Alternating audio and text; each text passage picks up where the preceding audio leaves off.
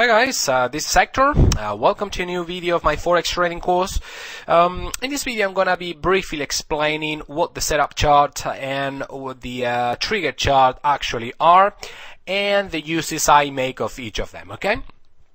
Firstly, I'm going to begin with the setup chart, and then I'm going to move on to the trigger chart, so you guys hopefully understand the difference between the both of them, okay?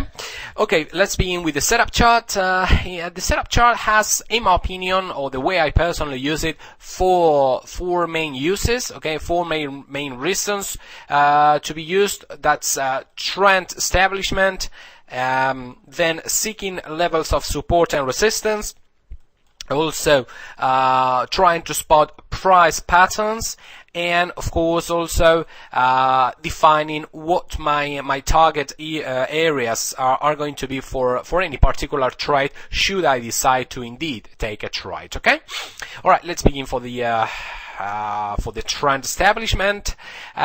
This means that, well, the setup chart is a time frame where all the moving averages fall or fulfill the conditions we studied on the first chapter of this course. Okay, remember, all of them moving in the same direction, pointing in the same direction, no crossover, meaning that they are more or less parallel to each other, price nowhere near the 100, price harmonically swinging off the dynamic area of support or resistance, etc., etc. You guys know about those conditions already. So my setup chart will be the time frame where all those conditions apply. Okay, I'm not going to be looking for moving average parallelism in the trigger chart or in any other time frame. Wherever they apply, okay, whatever time frame those moving averages are falling in order, basically all the ducks are in line, and therefore we can establish that we are in a trending scenario. That's going to be my setup chart. Okay, also, as I was saying, I use the setup chart in order to find what my main levels of support and resistance are. Okay, let's assume we are considering this downtrend scenario. Perhaps we might be interested in searching for short entries only, of course, since we are in a downtrend. So I would use this 4-hour time frame in order to search what my levels of support and resistance in this trending scenario are. Okay, for that reason, let's assume live price chart was down here, this particular swing, and well, just as we see price retracing back to the dynamic area of resistance, well, we're going to be looking for different elements coming together in order to base our entry. Okay, so we begin drawing our different elements of technical analysis. Okay. Firstly, we draw, of course, horizontal levels, right? In this downtrend, we can clearly see that we have a few swing highs and few swing lows, which are going to be my levels of horizontal support and resistance. Also, we would take into consideration round numbers, etc., etc. But I don't want to cluster my chart with too many lines. This is basically, a video explaining the theory, so I don't want to make it too complicated. All right. Okay, so I've established my levels, my different levels of horizontal support and resistance. In this case, since remember we were looking at this part of the chart, well, this line is definitely too far, right? It's definitely too far from market price, so I'm just gonna ditch it. It's just way too far. Like I say, I'm not interested in this one either, or in this one either. The only one I could possibly be interested in is this one. Okay, but anyway, if price is to reach this level, we will see a very heavy retracement, so, and getting near the 100, so I'm not very sure I want to use that one either. Nonetheless, it's good to have a mental note of where that trend line is, okay, what price level, but like I say, I'm not sure I want to use that confluence of that support level, former support level, now once broken and perhaps working as resistance, I'm not sure I want to use it in order to base my entry. All right, fair enough. Let's see what other elements we have around here. All right, well, we have a trend line here. Let me mark it in blue. Here we are. We have a downtrend line there. Let's draw some Fibonacci's. There we are. So, alright, around this area, I can see that, well, we have around this area, if, as I was saying, let's assume live price was somewhere around there, I can see that I have of course, the dynamic area of resistance in this case, since we're in a downtrend, which is always our main area, our main reference as far as finding confluences of support and resistance. So we have the dynamic area of resistance coming around there. Also, we have the downtrend line, all right there, and also we have the 50% Fibonacci retracement. All of them coming together at that area. Okay, so we have three elements of support and resistance in this case, since we're in a downtrend once again, coming together at this price level. Okay, right there, 211.90 actually. 212, because it's a little bit above. Of course, we would also count the round number as another factor. So it's three of them plus the round number, four different elements of resistance coming together within very few pips within the dynamic area of support and resistance. As you guys know, that's the area I like to base my trades from. So yeah, definitely it's an area I like to keep an eye on. Okay, so I make a mental note that the 212.00 area, okay, round number, this one actually I'm gonna mark it in deep green. Okay, deep green right there.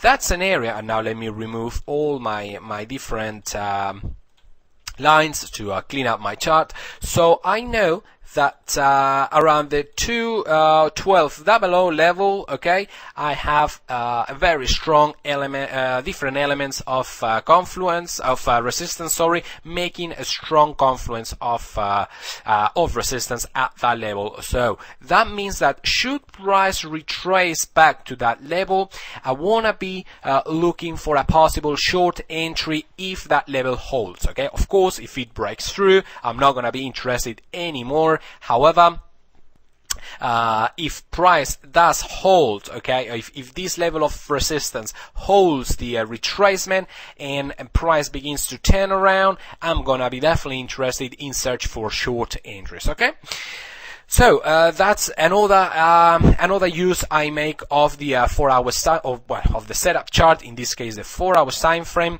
which is to search for my strongest levels of support and resistance. Good. Fair enough. We've so far determined whether we are in a trending scenario, which we are, and also we've determined what's our strongest level of defense in this downtrend, which we already have. It's the 212.00 in this particular case. This is just an example. Okay, I'm not really. I don't want to comment on this particular trade or not. This is just an example, so you guys understand the theory. Okay. Also in the setup chart, I like to search for price patterns. Okay, perhaps all those patterns that we've studied on the chapter number 2, I think it is. Remember, we were studying triangles, ranges, and flag formations. Okay, those are the main 3 price patterns I like to keep an eye on when it comes to base an entry of a breakout of those congestions area. Okay, in this case, let me try to see if I see any price pattern here. We had a flag formation right there. Okay, you see that flag formation, but that's already gone. Okay, remember that we are only considering, we are assuming that this is current market price. We have some sort of very steep flag here, another flag there. So-ish, not the cleanest of all flag formation, but nonetheless, you get the idea. If I was to find I don't know, let's assume a triangle here, which is not the case. This is, or let's say a range, okay? This is not the case, okay? This is not really a range, but anyway, let's assume for the sake of it, I would like to search for those formations on the setup chart, okay? In my opinion, there is not really much point to search for price formations in non-trendiness scenarios, and since we determined that the trend is to be established on the setup chart, which in this case is a 4 hours time frame, I will only look to search for price formations on the setup chart, okay, meaning on this 4 hour time frame, okay. So like I say, don't go about trying zooming out into the daily or zooming in into the 15-minute chart or something like that, searching for triangles or ranges or none of that. You want to keep things simple, and you want to search for price patterns in the time frame they are the most significant, which is in the time frame where the trend is actually showing itself, okay? In this case, the 4 hour time frame. So this is a time frame. If there was if there was any price pattern here, either range, triangle, flag formation, this is a time frame you would like to see them, okay? You would like to search for them, okay? And well, finally, price targets. If we are actually to take a trade on this particular setup, okay, on this particular trade, we will establish our possible price targets on this 4 hours time frame as well. Okay, I don't want to get into price targets. Okay, I don't want to get into that subject, since I dedicate a whole chapter to exits and stop losses and price targets, but nonetheless, just keep in mind that if I was to, I don't know, let's assume I entered here, okay, if as price stand around, let's assume, like I said, this is not a real case scenario. It's just to explain the theory of the setup chart and the trigger chart. If I was to take an entry here, I would determine my exit levels as per the setup chart, okay? For example, here we have a previous swing low. Perhaps I would like to exit half of my position as we reach the previous swing low there, okay? And then perhaps let the second half of the trade, exiting half of the lot size out here, and let the second half run for further profits. But like I said, I don't want to get into that. You will study all about my price targeting policies in the appropriate chapter. Okay, so those are the 4 reasons, or the 4 uses I make of the setup chart. Okay, once again, recapping really quickly: trend establishment, the most important of all. All right, once we've determined that we are indeed in a trendiness scenario, then in that time frame I will search for price patterns, levels of significant support of resistance, especially confluences around the dynamic area of support and resistance, guys. And finally, if I am to take an entry, if I eventually take my entry, I will also define my target areas also off the 4 hours time frame, or whichever time frame is my setup chart. Okay, all right, guys. Now I'm gonna be moving into the trigger chart. For that case, I'm gonna mark a horizontal line right here. So I'm gonna be zooming now. Let me delete all these text boxes up there, and this one I'm gonna be changing it to the trigger chart, since I am now gonna be listing the different uses I make of the trigger chart. Okay, all right, let's zoom into the trigger chart now. Since this is the 4 hours time frame, remember that we are looking into the 4 hours time frame. I like to only zoom in 4 times the time frame I establish as my setup chart. For example, sorry about the confusing wording of this sentence. I'm not very proficient when it comes to speaking English. Anyway, if the 4 hours time frame is my setup chart, then I would zoom 4 times to a shorter time frame in order to establish my trigger chart. In this case, it would be the 1 hour time frame. Okay, that's rather obvious. If the 4 hours time frame is my setup chart, then I'm zooming into the 1 hour time frame for my trigger chart. If let's assume my setup chart was the hourly time frame, then I would zoom into the 15-minute chart. Or if my setup chart was the daily, 4 times, a daily chart divided by 4 should be the 6 hours time frame, since they are 24 hours a day. But since most of the trading platforms, charting platforms, don't offer a 6 hour time frame, I usually zoom into the 4 hours time frame from the daily, right? So if the daily is my setup chart, the 4 hours would be my trigger chart. But anyway, in this case, the 4 hours time frame is my setup chart, so I'm gonna be zooming into the 1 hour time frame. Well, here we are in the trigger chart. By the way, I just cheated. Okay, I paused the video in order to type all these all these text boxes. But anyway, I'm sure you will be able to forgive me. All right. Okay, the trigger chart. So we are now in the 1 hour time frame, which, as I was saying, it's 4 times shorter than the 4 hours time frame. Of course, that's rather obvious, Hector. And in this case, or in any case, actually, I would use the trigger chart in order to search for, or in order to, pinpoint my entry, also pinpoint my stop loss, and also to follow price as the trade unfolds, if I took an entry, of course, as price unfolds in real time, in order to, basically follow my in-trade management, okay? The in-trade management and the stop loss, all that I explain in their own respective chapters. I'm not gonna get into detail on that. I just want you to remember that that's all conducted, or it's based off the 1 hour time frame, in this case in the trigger chart. Okay. So as I was saying, the trigger chart, I use it first of all to pinpoint my entry.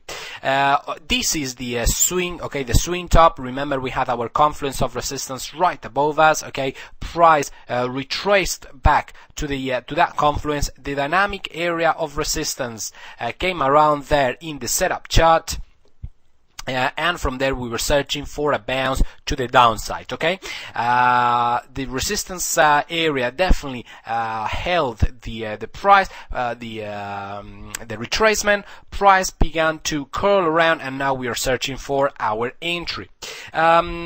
Our entry, well, in this case, it came in the shape of a 1, 2, 3 formation. Okay, this being the aspect number 1, this being the aspect number 2, and this being the aspect number 3, with a retracement trendline breakout. Our short entry would have been there, and that would have been our stop loss.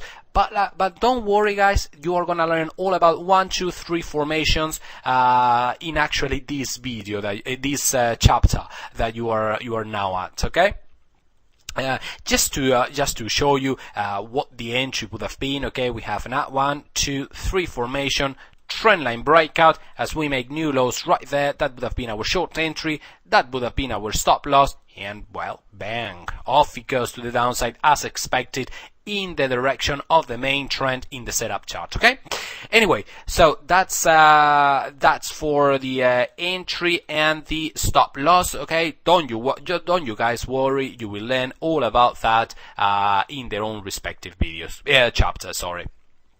Anyway, in-trade management. In-trade management is all about following price in real time, okay, as the chart unfolds, as your trade unfolds, in order to spot possible signals of weakness in your trade, in order to exit out as soon as possible, minimizing your risk, okay, and therefore your potential loss. In this case, we will be following price in the setup chart, trying to spot different signals, like I say, of early weakness, indicating us that price perhaps might not reach our final target, okay, and therefore we may want to exit the position before manually close the position before taking out our final target. Okay, just like I said, in order to minimize risk or a potential loss. All right.